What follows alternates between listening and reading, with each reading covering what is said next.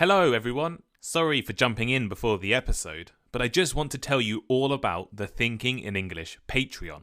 Patreon is a way for you guys to support Thinking in English and receive some amazing benefits. We have conversation clubs at least 6 times a week, allowing you to practice your English speaking.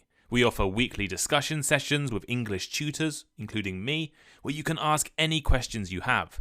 We have a Discord server and chat rooms, so you can talk and meet other English learners and practice English. I release bonus episodes every Friday, and depending on your subscription level, there are also free English group classes and one-on-one conversations with me available. There are also some new and exciting new benefits coming in the next few weeks, so join now.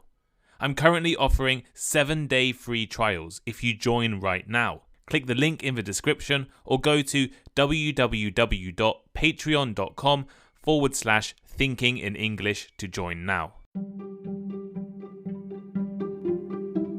Hello, I'm Tom Wilkinson and welcome to the Thinking in English podcast, a podcast for intermediate to advanced level English learners. Did you know that using, speaking in and thinking in foreign or second languages can have real and significant effects on your thought processes and decision making? In other words, thinking in English can make you more objective, better at making financial decisions, and help you remember things in detail. This is the foreign language effect. Let's take the rest of this episode to discuss it in detail. Here is today's vocabulary list.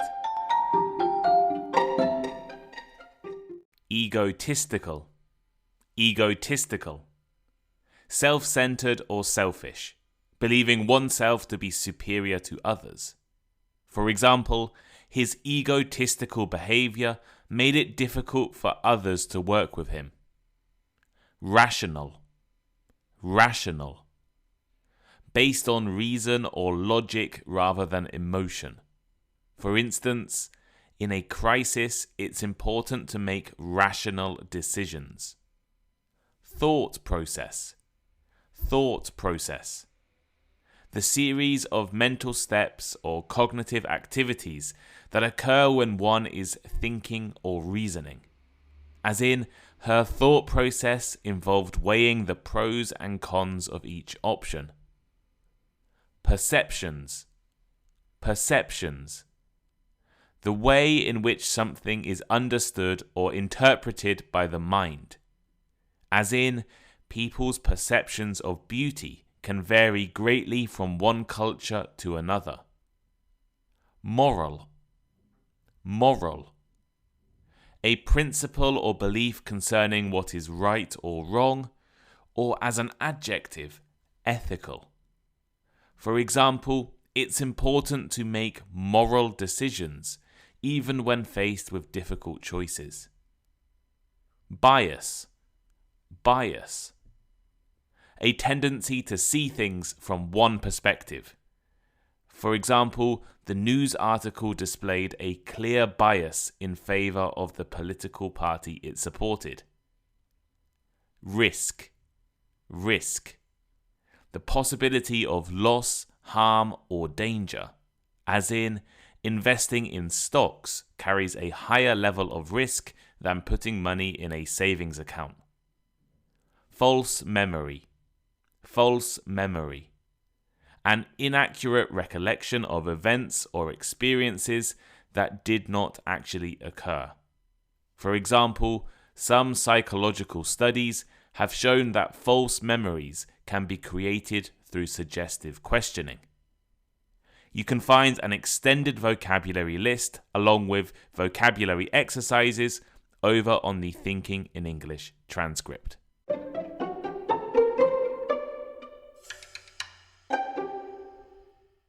Have you noticed any differences between how you think in English compared to your native language? Well, if you have, you would not be alone. It is well documented that the language we use can have major and powerful effects on the way that we think, remember, and make decisions. From my own personal experience, I know that my personality changes significantly depending on which language I'm using. In English, I'm quite reserved, struggle to make important decisions, and relatively serious. In Japanese, I'm confident, brave, and less egotistical. When speaking Japanese, I have agreed to things that I would have never thought about if I was speaking English. For example, I once agreed to be Santa Claus at a Japanese kindergarten event. I entered multiple different speech contests, even though I don't really like speaking in front of crowds. I agreed to teach English at a local bar in return for free coffee instead of payment. And I took multiple trips into the mountains with people I didn't really know. I did all of these things while speaking Japanese, but I refused similar things while speaking in English. When speaking in Japanese, my inhibitions, personality, and decision-making are different. This is not just something I have noticed. In recent years, psychologists have become interested in researching, testing, and using the way our brains operate in different languages. They have discovered that by speaking a second language, so for all of you, English, we can become more rational, improve our financial decision-making, change our morals, and more.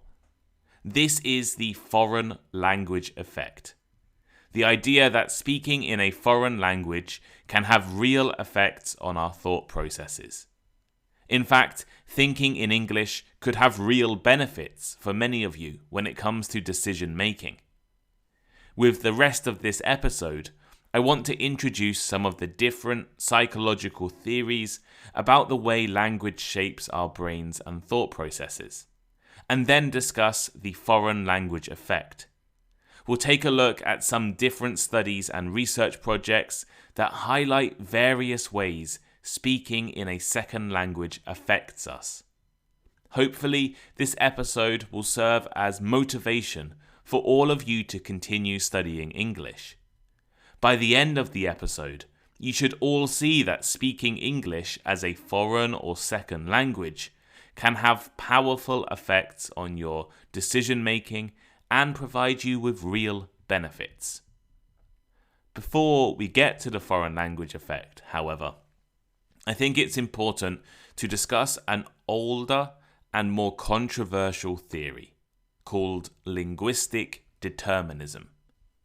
Linguistic determinism suggests that the language a person speaks can influence and even determine their thought processes, worldviews, and cognitive abilities. In other words, the vocabulary and structure of the language you speak shapes the way that you see the world. It shapes and limits the way you understand what is around you. In this theory, we see the world through our vocabulary and language. There are two different versions of this theory. First is linguistic relativity. This is the weaker version of the theory. It suggests that language can influence our thoughts and perceptions, but does not completely determine them. The main idea is that our languages might highlight or emphasize different parts of society or reality. English, for example, might push you to focus on different things compared to when using your native language. A great example is the difference in languages when it comes to describing color. Some languages have a much richer vocabulary for colors than others. Most industrialized cultures have 11 main colors: black, white, red, green, yellow, blue, brown, orange, pink, purple, and grey. However, non-industrialized cultures tend to have much fewer colours. According to an article in The Conversation I found, the Papua New Guinean language Berinmo has only 5, and the Bolivian Amazonian language Tsimane has only 3 words that everyone knows corresponding to black, white, and red. So if you speak that Bolivian Amazonian language and then you switch to English, you will obviously be able to describe the world much more vividly in terms of colours. But in linguistic determinism, you may also be able to see and understand the differences between colours better. The differences between orange and red, or green and blue. The second theory is a stronger version of this linguistic determinism. It suggests that language determines our thinking to a significant extent. According to this view, speakers of different languages not only see the world differently, but are also constrained in their thinking by the linguistic categories and distinctions available in their language. At the most extreme level, some theorists believe that if a word or concept does not exist in a language, you might not be able to even think about it. However, this concept is very controversial and a subject of debate. While there is evidence to support some degree of linguistic influence on our thoughts and perceptions, the idea of language entirely determining thought is not widely accepted.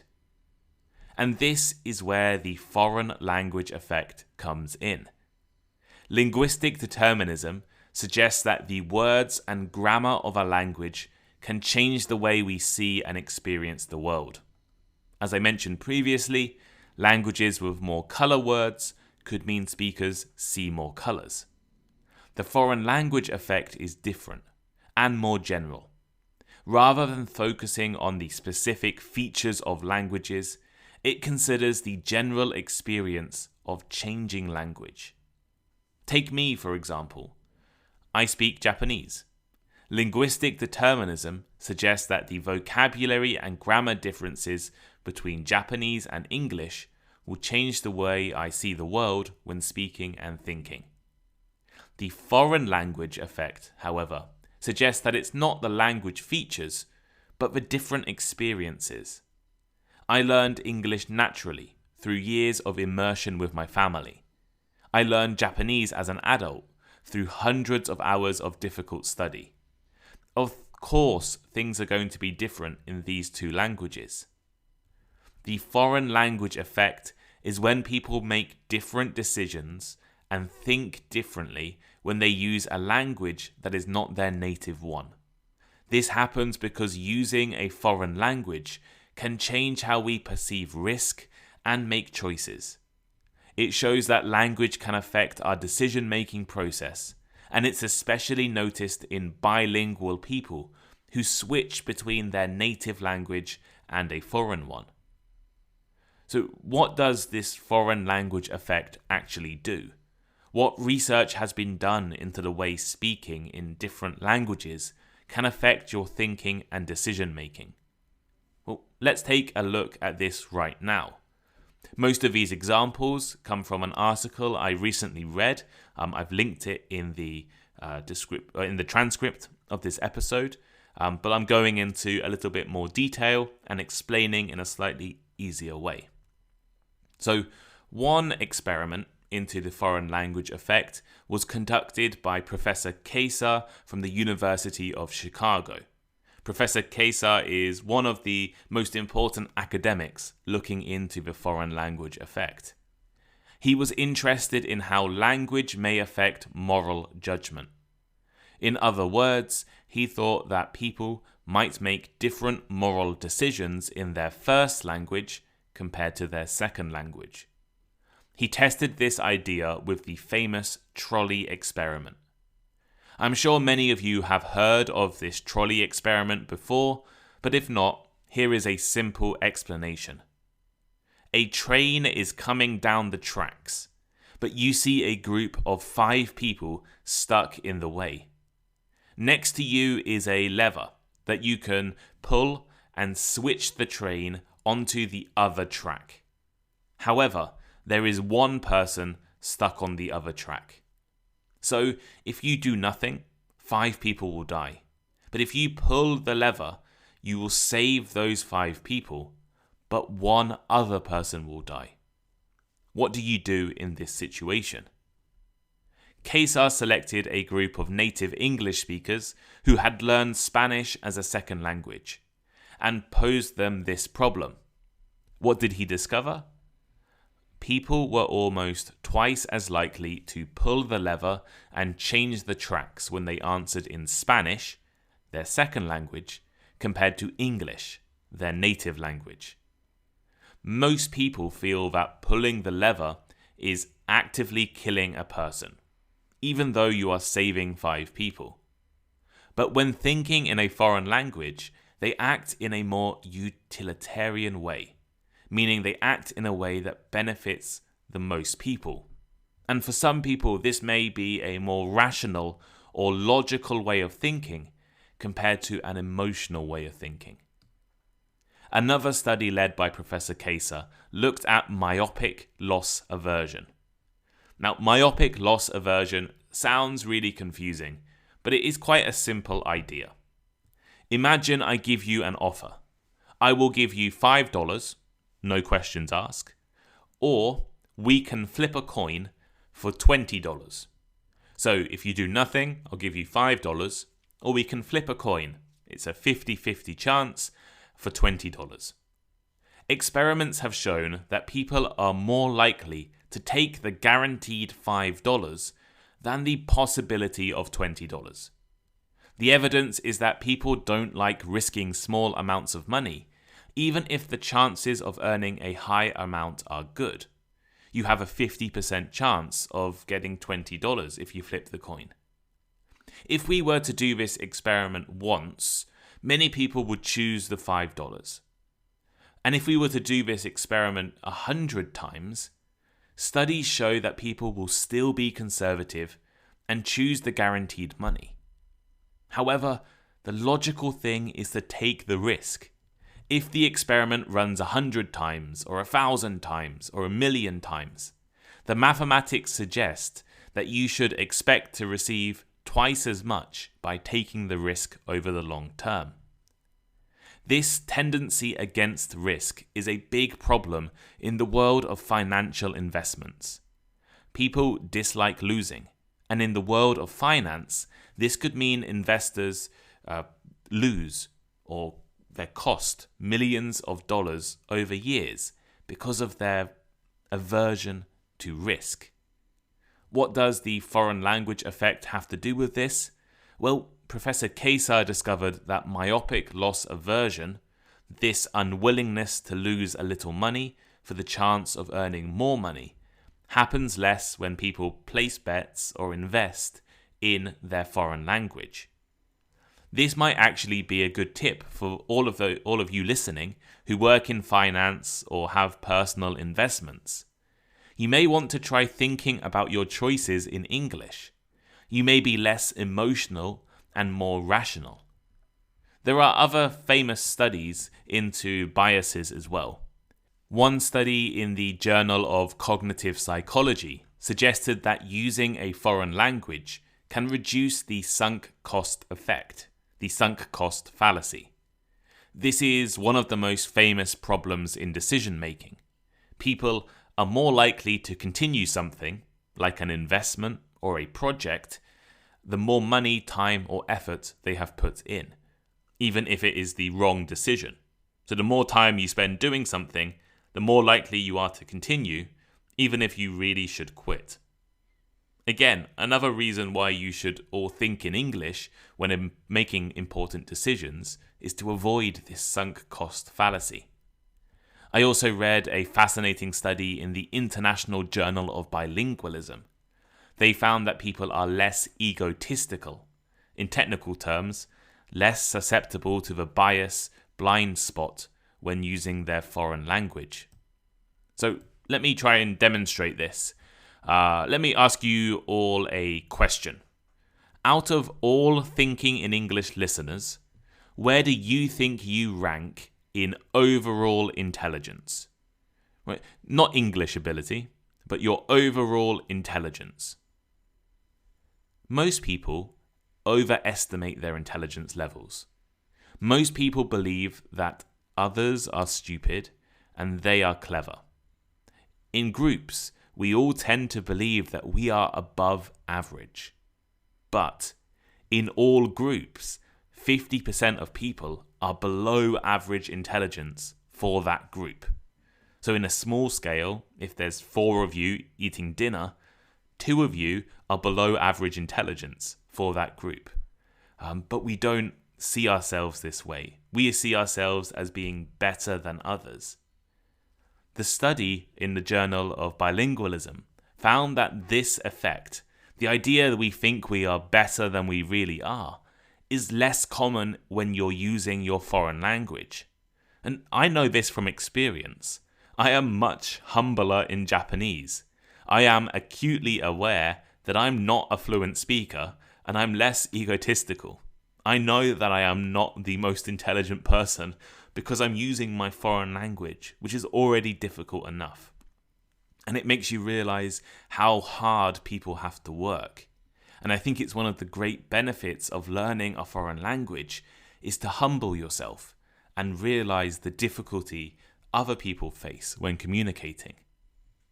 As well as looking at cognitive biases and decision making, studies into the foreign language effect have also revealed some interesting insights into memory. For example, people experience less emotional pain and distress when talking about childhood trauma in their foreign language than their first language. This may be because our memories are connected to the language we were using at that time. So when we try to explain or recall traumatic events in our foreign languages, they seem less real, vivid, or powerful. Moreover, thinking in a foreign language, so thinking in English for all of you listening, reduces the number of false memories created. In one of Professor Kesar's recent studies, he gave a list of connected words, like rest, snooze, bed. People recalling this list in their native language were more likely to say sleep, which was a false memory, that word was never given, than if they answered in their second language. The suggestion is that people are more careful when thinking in a learned language. You have to try harder to understand and comprehend the information, meaning you are more likely to remember in detail.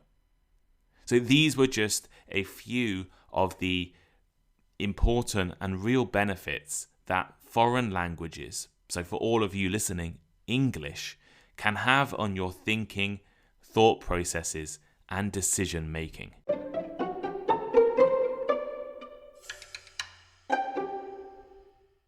Here is today's final thought. What does all of this mean for you as an English learner or non-native English speaker? Sometimes it may be useful for you to switch languages. Research suggests that you may be more flexible, objective, and logical when speaking in English, and you're less emotional. As I mentioned earlier, you may want to consider thinking in English when it comes to financial decision making, like thinking about your personal investments. Why? Well, studies show that you are less at risk of myopic loss aversion and the sunk cost fallacy. In other words, thinking about investments in English means you are less risk averse when the odds are in your favor, and you're less likely to continue bad investments. Thinking in English could have many benefits for you as well.